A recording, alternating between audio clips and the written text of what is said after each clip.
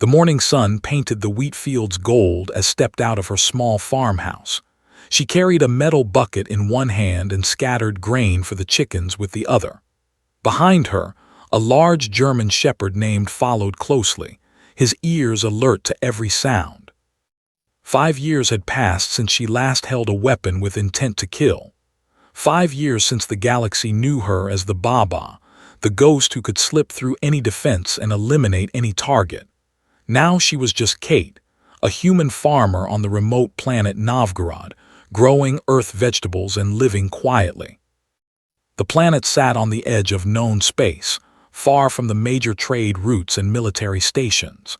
The galactic hegemony had marked it as a world after the human wars ended.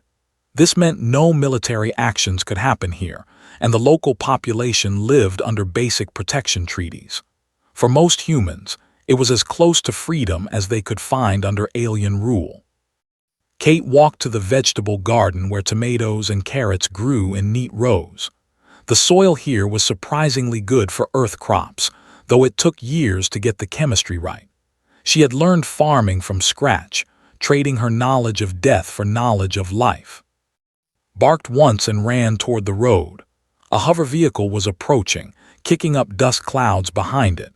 Kate straightened and shaded her eyes to see better. The vehicle was expensive looking, painted in the official colors of the hegemony administration. The vehicle stopped near her gate and 3 figures stepped out. The first was tall and thin with gray skin and 4 arms. She recognized Administrator, the official who ran the local government. The other 2 were his usual enforcers, both wearing armor and carrying energy weapons. "Farmer," said in accented standard. His translator device made his voice sound metallic.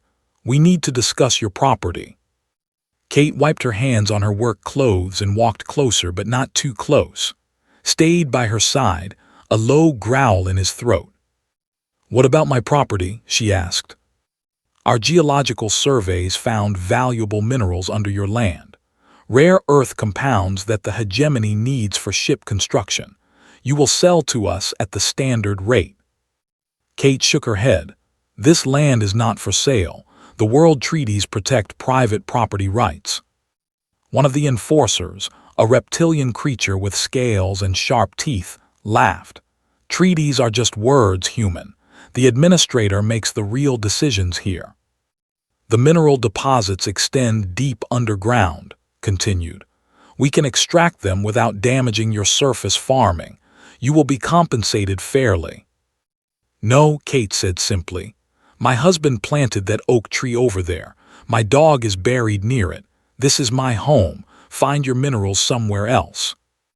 The administrator's 4 eyes narrowed. In culture, direct refusal was considered deeply insulting. "You misunderstand your position, farmer. This is not a request."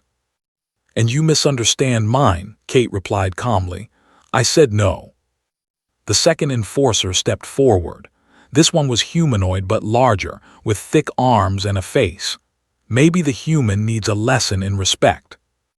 His growl grew louder. The dog could sense the tension in the air, the way these strangers looked at his owner. Years of living peacefully had not erased his protective instincts. Kate noticed the enforcer's hand moving toward his weapon.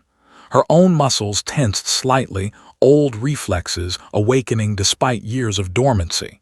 She could read body language like other people read books. These 3 had not come here to negotiate. They had come to take what they wanted. "Call off your animal," the reptilian enforcer demanded, "or we will remove it permanently." "Is not threatening anyone," Kate said. "He is just protecting his home." "This land belongs to the hegemony now," declared. "You have 1 week to gather your belongings and leave. Any resistance will be met with appropriate force." The administrator turned to walk back to his vehicle, but the larger enforcer had other ideas. He pulled out his weapon and aimed it at. "Actually, I think we should send a message right now," he said with a cruel smile. "Show the human what happens when someone refuses hegemony orders." Kate moved fast, faster than any farmer should be able to move. but the enforcer was already pulling the trigger. The energy blast hit in the chest. The big dog yelped once and fell to the ground, his body going still. Kate caught him as he fell, his warm blood staining her hands. She whispered, holding his head gently. The light was already fading from his eyes. He had been more than just a pet. He had been her last connection to her husband, to the life she had tried to build after the war. The enforcers laughed. The sound was harsh and ugly in the peaceful morning air. "Problem solved," the reptilian one said. "Maybe next time you will listen better, human." Kate knelt there in the dirt, holding her dead dog. Something cold and terrible began to wake up inside her chest, something she had buried deep and hoped never to use again. "Clean up this mess," called from his vehicle. "We will return in 1 week for your answer. Choose wisely." The hover vehicle lifted off and disappeared toward town. Kate remained kneeling in her garden, blood soaking into the earth where she grew her peaceful crops. After a long time, she stood up. She carried its body to the oak tree her husband had planted and began to dig. The hole had to be deep enough, had to be right. This was the last thing she could do for her faithful companion. As she worked, neighbors began to arrive. Other human settlers who had heard the commotion. They offered help, offered words of comfort, but Kate barely heard them. Her mind was already moving in patterns it had not used for 5 years. Strategic patterns, deadly patterns. The galactic hegemony had made a critical error. They had assumed that was just another broken human, beaten down by years of defeat and occupation. They had assumed wrong. They had killed her dog. Now they would learn why the galaxy once feared the Baba. The funeral was small and quiet. Kate buried under the oak tree at sunset, while a few human neighbors stood nearby with their heads bowed. She did not cry. She had forgotten how to cry 5 years ago when her husband died fighting the hegemony. After the neighbors left, Kate stood alone by the grave. The evening air was cool and peaceful. Somewhere in the distance, night birds were calling. It was the kind of evening she had learned to love during her retirement. But retirement was over now. Kate walked back to her farmhouse and straight to the barn. She moved aside bales of hay and farming equipment until she reached a metal panel hidden in the floor. Her fingers found the concealed scanner, and the panel slid open with a soft hiss. Below was a room that no farmer should have. Weapons lined the walls in neat rows. Military-grade rifles, plasma pistols, explosive charges, and stranger things. Items that could level buildings or kill silently from a kilometer away. She had buried her old life here, but she had not destroyed it. Kate selected her tools carefully. A knife with a molecular edge that could cut through armor. A rifle that fired silent projectiles. Devices for hacking communications and tracking targets. And in a special case, her signature weapon, a compact pistol that fired needles coated with neural toxins. The Baba's favorite tool. She dressed in dark clothing and applied camouflage paint to her face and hands. Looking in the mirror, she saw the transformation complete. The farmer was gone. In her place stood a killer who had once terrorized the galaxy's most powerful empire. The first target was easy to find. The reptilian enforcer who had laughed after shooting. He lived in a company barracks on the edge of town, protected by basic security systems. For a normal person, it would have been impossible to reach him. Kate was not a normal person. She approached the barracks through the storm drainage system, moving silently through pipes and tunnels. Her knowledge of infiltration came flooding back like muscle memory. Every guard's position, every camera's angle, every weakness in their defenses, she saw it all. The reptilian enforcer was in his quarters, drinking and bragging to his roommate about the day's work. Through the window, Kate could hear him describing how the human farmer had looked when her pet died. Kate waited until he went to sleep. She entered through the ventilation system, a route too small for most species but perfect for a human. The enforcer never woke up. By morning, Guards would find him dead in his locked room with no sign of how the killer had entered. On his chest, Kate left a single black feather, an old Earth symbol that few aliens would understand, but humans would know its meaning. The Baba had returned. The second target was the large humanoid enforcer. He was more careful, living in a secured apartment with better locks and alarms, but Kate had fought through the heaviest defenses the hegemony could build. This was nothing. She waited until he left for his evening patrol. Rather than attack his home, she followed him into the industrial district where he walked alone between the warehouses. The area was full of shadows and hiding places. The enforcer never saw her coming. One moment he was walking down a dark alley, the next he was falling unconscious from a neural dart. When he woke up, he was hanging upside down from a crane, looking at the ground far below. Kate's voice came from the shadows. "You killed my dog," she said in standard, her accent making each word sound like a death sentence. "Please," the enforcer begged. "It was just following orders. The administrator wanted to send a message." "Your message was received," Kate replied. "Here is mine." She cut the rope. The enforcer's scream echoed through the industrial district until it stopped abruptly.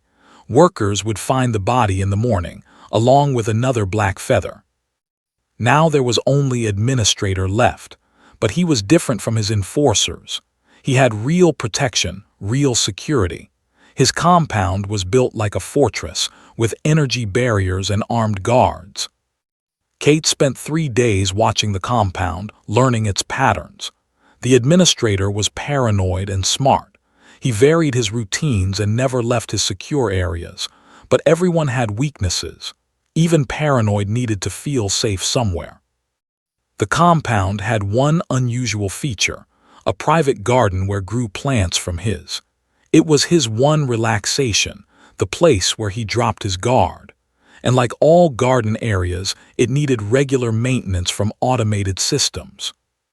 Kate hacked into the maintenance network and one of the watering drones. A simple modification turned the peaceful robot into something far more dangerous. Now she just had to wait. The next evening, walked into his garden as usual. The drone approached him slowly, looking completely normal. Only when it was close enough did its hidden compartment open and release a cloud of gas. The administrator fell to his knees, paralyzed but conscious. Kate stepped out from behind a decorative tree. "Do you remember what you said?" she asked in perfect, "about sending messages?" His 4 eyes went wide with terror.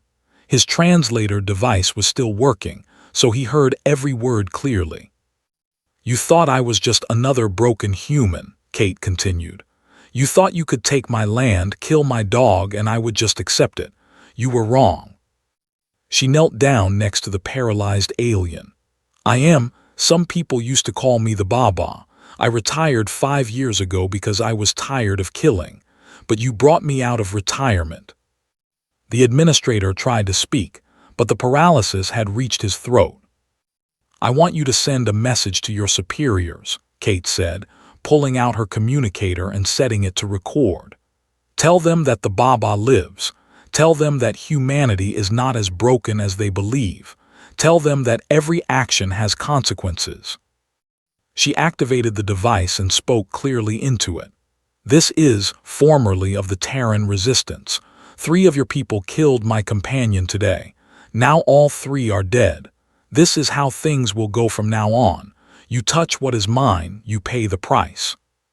She uploaded the message to the hegemony's communication network and made sure it would reach the military command. Then she looked down at one last time. "You started this," she told him, "but I will finish it." The administrator was found dead the next morning, a black feather pinned to his uniform. By then, Kate's message was already spreading through the underground networks that connected human populations across the galaxy. The Baba had returned, and she was hunting again. The message spread faster than the hegemony could stop it. On human colonies across the galaxy, people gathered around hidden communication devices to listen to words. Some remembered the stories about the Baba from the old war. Others were hearing the name for the first time. But everyone understood what it meant. A human had struck back. After 5 years of quiet surrender, someone had reminded the galaxy what humans could do when pushed too far. On Novgorod, the local hegemony garrison went into emergency mode. Commander, a military, took control after his death. He called for reinforcements and put every soldier on high alert. "Find this terrorist," he ordered his troops. "She is just one human. We have 300 soldiers, advanced weapons, and total control of this planet." But had never fought humans during the actual war. He had only dealt with defeated populations, broken people who followed orders and caused no trouble. He did not understand what he was facing. Kate had spent the last 3 days preparing. She knew the garrison would react with force, and she was ready for them. The forest around her farm became a maze of traps and hidden weapons. The caves in the nearby hills turned into supply depots and escape routes. She had also sent messages to old contacts, humans she had worked with during the resistance. Most were dead or missing, but some still lived in hiding. The network was small, but it existed. The first patrol that came looking for her never made it back to base. They followed her tracks into the forest and walked straight into a field of buried mines. The explosion could be heard in town, followed by a pillar of black smoke. The second patrol was more careful. They brought scanners and heavy armor, but Kate had spent years learning how to hunt creatures much more dangerous than nervous soldiers. She picked them off one by one with silent sniper shots, always from a different position. By the third day, no one wanted to patrol the forest. The soldiers huddled in their base and waited for orders from above. Those orders came in the form of a battle cruiser. The HSS Dominator dropped out of hyperspace with 2,000 Marines aboard. Commander felt relieved as he watched the massive ship descend toward the planet. "Now we will end this quickly," he told his officers. "No human can stand against a full battle cruiser." But Kate had been tracking their communications. She knew the ship was coming, and she had prepared a surprise. Novgorod was a mining planet, and the mountains were full of explosive charges used to break up rock formations. Over the past few days, Kate had been busy redirecting those charges and connecting them to a single trigger. She waited until the Dominator landed near the main settlement. The ship was huge and impressive, designed to intimidate conquered populations. Its crew felt completely safe behind their armor and shields. Kate's finger pressed the detonator. The charges she had placed were not randomly scattered. She had positioned them at key points in the mountain's geological structure, places where the rock was already unstable. The explosions triggered a massive landslide that buried the settlement and the landing field. But that was just the beginning. The real trap was the chain reaction she had set up in the mining tunnels. Explosion after explosion rocked the mountain, each one bigger than the last.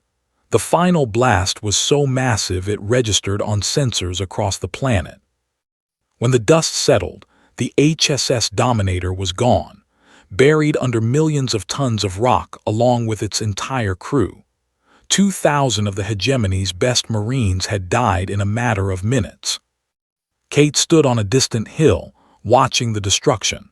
She activated her communicator and broadcast on all frequencies, military and civilian. "This is, you may know me as the Baba. The hegemony killed my dog 3 days ago. Today I killed 2,000 of their soldiers. This is just the beginning." She held up a data pad showing a list of names. "These are the officials who authorized the occupation of human worlds, the ones who ordered the destruction of our homes and the enslavement of our people. I am coming for all of them." The broadcast included detailed footage of the battle cruiser's destruction. It showed how one human, with careful planning and knowledge of the terrain, had eliminated an entire military unit. "To my fellow humans watching this," Kate continued, "they told you we were beaten. They told you to accept your place as a conquered species. They lied. We are still here, we are still fighting, and we never give up. She ended the broadcast with coordinates, meeting points on dozens of worlds where resistance members could find each other, plans that had been dormant for years, waiting for someone to activate them. The reaction was immediate. On the factory world of Nu, human workers began sabotaging production lines. On the agricultural planet of Green Valley, farmers poisoned grain shipments destined for hegemony worlds. On the mining station of Deep Rock, human engineers caused accidents that shut down entire operations. Most importantly, old resistance fighters began emerging from hiding. Men and women who had fought in the original war started making contact with each other. The network that the hegemony thought was destroyed began rebuilding itself. Kate received reports through encrypted channels. Weapons caches were being uncovered. Safe houses were being activated. Training camps were being established in remote areas. But the hegemony was not standing still either. Grand Admiral, or the alien who had orchestrated humanity's defeat, watched the reports with growing anger. "One human terrorist," he told his staff officers. "She has killed 3,000 of our people and sparked rebellions on 30 worlds. This ends now." Or issued new orders. All human populations would be put under strict martial law. Any sign of rebellion would be met with orbital bombardment, and Novgorod would be made an example. "Prepare the sterilization fleet," he commanded. "We will turn that entire planet into glass. Let every human in the galaxy see what happens when they defy us." The orders were transmitted across space to the nearest fleet base. Soon, dozens of warships would be heading toward Novgorod with enough firepower to crack the planet's crust. But Kate was already planning her next move. The hegemony's overreaction was exactly what she had wanted. Every heavy-handed response proved to watching humans that their oppressors had learned nothing from the original war. She sent another message, this one directed at human populations throughout the galaxy. "They are coming to destroy this world because one woman fought back. This is how they react to resistance. This is how they respond to justice. Remember this when they tell you they are civilized. Remember this when they promise you protection." The message included detailed intelligence about hegemony military movements, fleet positions, and communication codes. Information that could help other resistance cells plan their own operations. The Baba was never just one person, Kate concluded. She was an idea, the idea that some things cannot be conquered, that some spirits cannot be broken, that some fights are worth dying for. She looked at the camera one last time. "They killed my dog. Now I will teach them what happens when you awaken a sleeping wolf." Across the galaxy, humans began to remember what they really were, and the hegemony began to understand that their greatest mistake was believing their own propaganda about human weakness. The sterilization fleet arrived at Novgorod 7 days later. 30 warships dropped out of hyperspace, their weapons charged and ready to turn the planet into molten rock. Admiral On commanded the fleet from his flagship, the HSS Annihilator. "Begin orbital bombardment," he ordered. "Target all major settlements first. Leave nothing alive." The first barrage hit the main town where Kate had grown her vegetables and buried her dog. The energy beams turned buildings into vapor and carved deep craters in the earth. From orbit, the destruction looked complete and final. But Kate was not in the town. She had evacuated all the human civilians 3 days earlier, moving them to hidden shelters in the deep caves. The aliens were bombing empty buildings while their real target watched from the mountains. She activated her communicator and began broadcasting the bombardment live to every human world in the galaxy. The footage showed peaceful settlements being destroyed, farms being burned, and a beautiful planet being murdered for the crime of harboring one woman who had fought back. "This is what they call justice," Kate said as explosions lit up the sky behind her. 30 warships to kill one person who dared to resist. This is the hegemony's idea of proportional response. The broadcast reached human populations on hundreds of worlds. They watched their oppressors reveal their true nature, destroying an entire planet to silence one voice of defiance. The reaction was immediate and explosive. On industrial worlds, human workers seized factories and turned them into weapons production centers. On transport hubs, human pilots stole ships and joined growing rebel fleets. On administrative centers, human clerks sabotaged computer systems and leaked classified information. But most importantly, the bombardment of Novgorod broke the world treaties. Other species that had been conquered by the hegemony watched in horror as their supposed protectors violated their own laws. If the aliens would do this to humans, what would stop them from doing it to anyone who resisted? Rebellions began spreading beyond human worlds. The traders who had lost their independence 50 years ago started attacking hegemony cargo ships. The crystalline philosophers who had surrendered rather than fight began organizing resistance movements. The hegemony's empire, built on fear and the promise of protection, started cracking apart.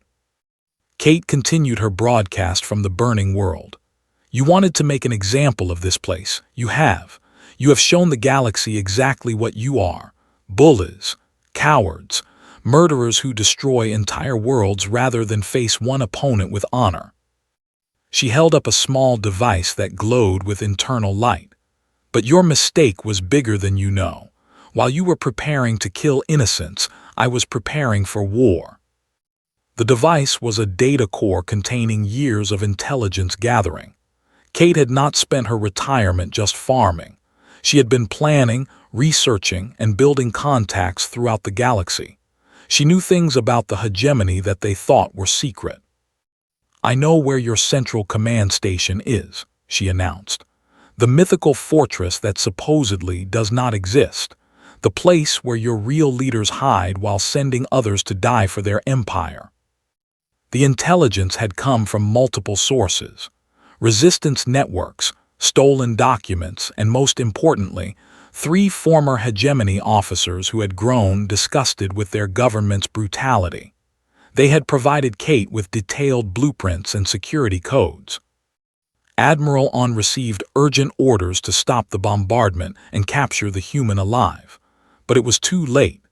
Kate had already transmitted the location of Central Command to every rebel cell in the galaxy. The fortress is built inside a dead star in the Void Nebula, she continued.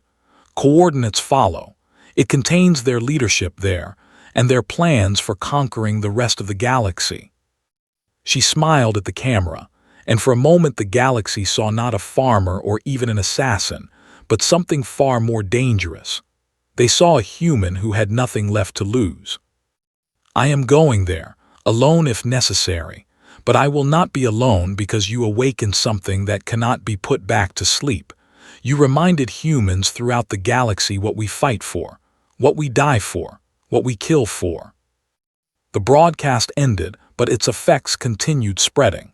Rebel fleets began converging on the coordinates Kate had provided. Human ships emerged from hiding places where they had waited for years. Other species joined them, united by rage at the hegemony's brutality. But Grand Admiral made one final, fatal mistake.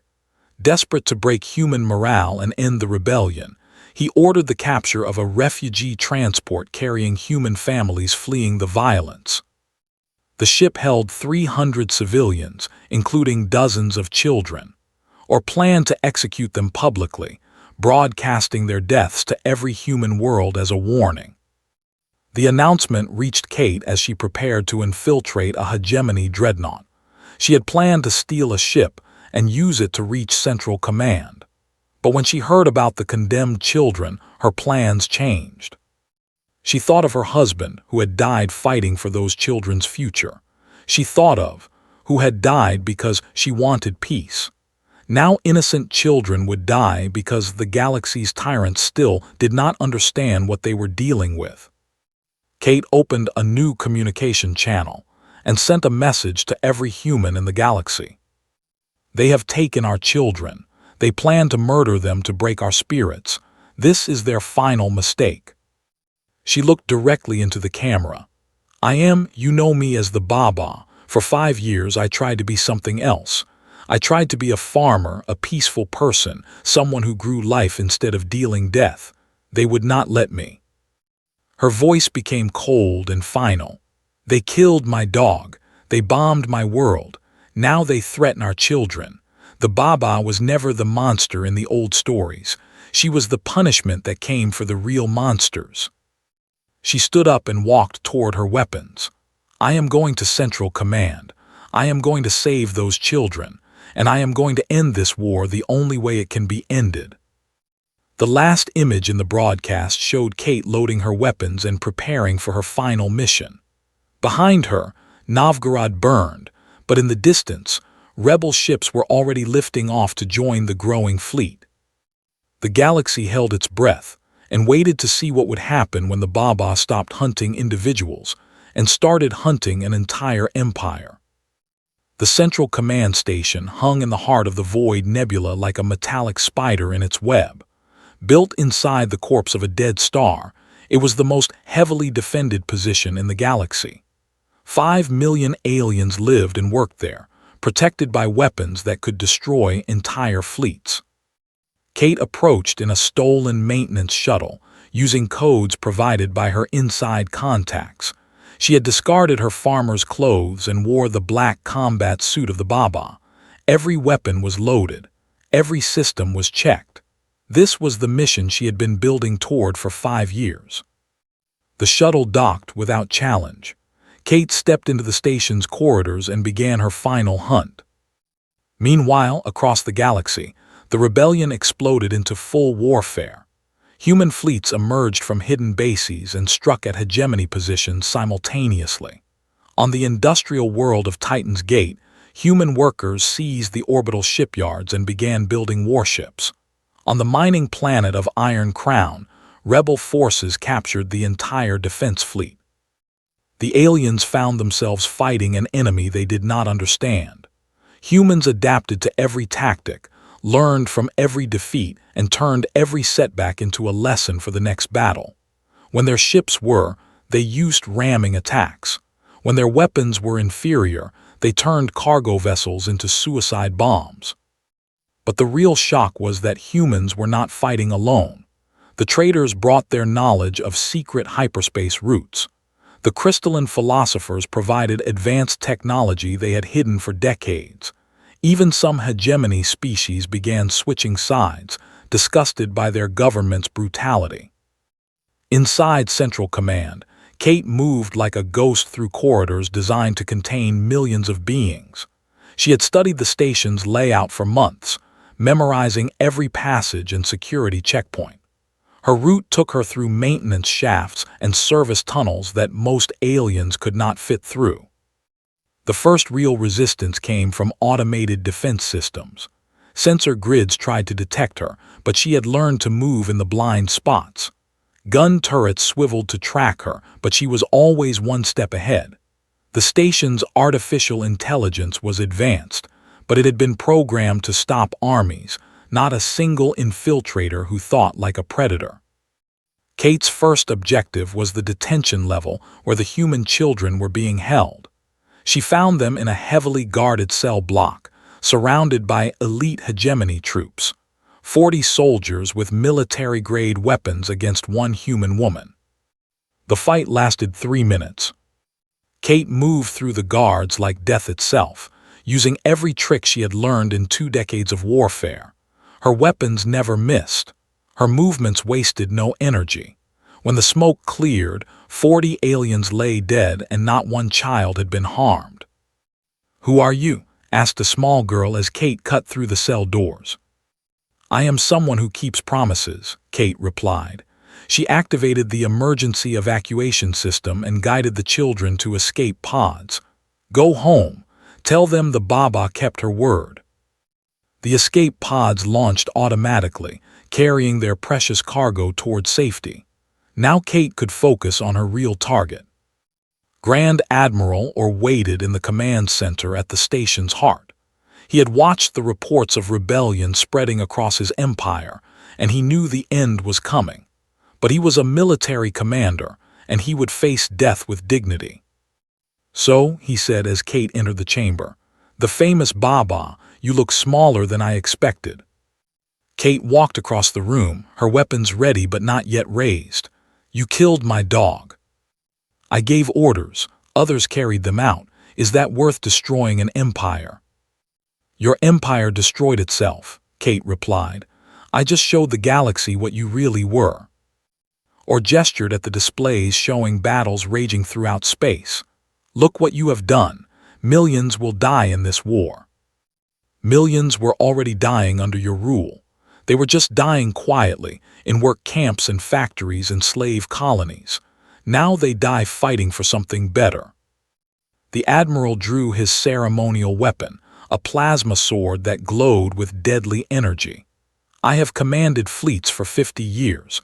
I will not be killed by some human terrorist." Kate smiled, but it was not a pleasant expression. "You still do not understand. I am not a terrorist. I am something much worse. I am a human who loves something and you took it away." The duel was brief but intense. Or was skilled and experienced, but Kate fought with the fury of someone who had lost everything and found it again in the act of resistance. When it ended, the architect of humanity's conquest lay dead at her feet. Kate activated the station's communication system and broadcast to the entire galaxy. "Grand Admiral Orr is dead. Central Command is compromised. The hegemony leadership has fallen." She began uploading the station's classified files to the rebel networks. Military plans, secret weapons projects, lists of collaborators and resistance members. Information that would help the rebellion and expose the Empire's crimes. "To the hegemony forces still fighting," she continued. "Your leaders are gone. Your cause is lost. You can surrender now and help build something better, or you can die defending a system that never valued your lives." She looked directly into the camera. "To the humans listening to this, we are not the species. We never were. We are the species that domesticated wolves and loved them as family. We are the species that dreams of touching the stars and makes those dreams real. We are the species that never gives up." Kate set the station's self-destruct sequence and made her way to the escape pods. Behind her, the fortress that had ruled half the galaxy prepared to tear itself apart. "The war is not over," she said in her final broadcast. "But it is decided. Freedom always wins in the end because those who fight for it are willing to sacrifice everything. Those who fight against it are only willing to sacrifice others." The escape pod launched just as Central Command exploded. The dead star that had housed the station's power core collapsed in on itself, taking the Empire's heart with it. 6 months later, Kate stood in her rebuilt garden on Novgorod. The planet was healing from the bombardment, and green shoots were already pushing through the burned soil. His grave still lay under the oak tree, but now it was surrounded by a memorial garden for all who had died in the war. Human refugees were returning from across the galaxy, along with aliens who had fought beside them. The hegemony was gone, replaced by a loose confederation of free worlds. It was messy and complicated, but it was theirs. Kate knelt by the grave and placed fresh flowers on the small headstone. "Hello, old friend," she said quietly. "I kept my promise. I made them pay." A young human girl approached, one of the children Kate had rescued from Central Command. "Are you really the Baba?" she asked. Kate smiled and stood up. "That was just a name people gave me. My real name is Kate. I grow vegetables and take care of the land." "But you saved us. You saved everyone." Kate looked across her garden toward the town where humans and aliens now lived together. "No, little one. We saved each other. That is what people do when they love something worth fighting for." The girl ran back to her parents and Kate returned to her work. There were tomatoes to plant and fences to mend. The galaxy was free, but gardens still needed tending. In the distance, ships continued arriving with more refugees coming home. The Baba was no longer needed, but Kate the farmer would always have work to do. She had learned something important during her war against the Empire. The most powerful force in the universe was not technology or military might. It was the simple act of loving something so much that you would fight the entire galaxy to protect it. The hegemony had killed her dog. In response, she had reminded the universe what humans truly were when everything they loved was threatened. The galaxy would not forget that lesson.